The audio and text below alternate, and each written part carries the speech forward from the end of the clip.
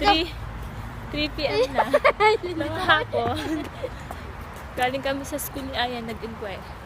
Papasok na siya sa Monday. Di ba ako? Excited ka na ba? Ayoko. Super lamig dito. Lamig. I'm freezing. Nosebleed si Aya nung kuya kausap ng teacher. Ay, Ayoko magmukha sa first time ko nag-vlog dito sa Holland. Holland. Kahit sa Pilipinas, di ako nag-vlog. In first time. Yun yung ate ko at saka yung kuya ko. Yun. Nasa likod. Pasensya. Dumi. Yan. Pupunta na kami sa bahay.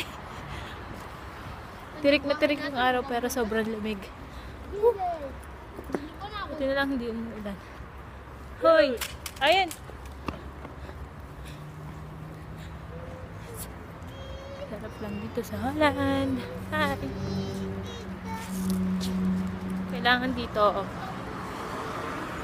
magsasakay ka ng ng bus, tram. Kailangan mong i-grip yung good morning sa mga driver.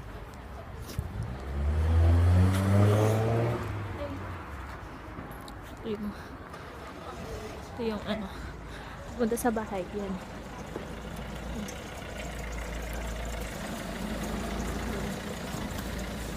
Dito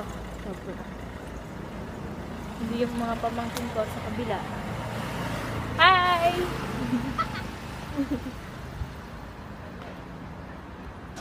Ang puno.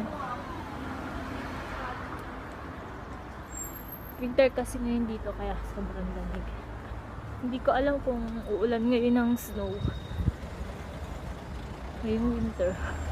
Pero sabi nila hindi daw.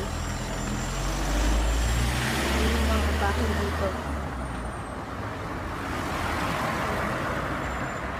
Lapit naman sa bahay.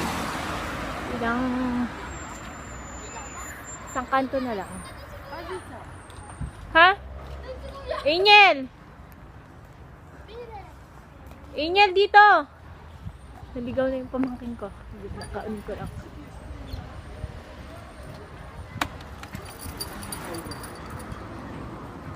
Ayan si Angel!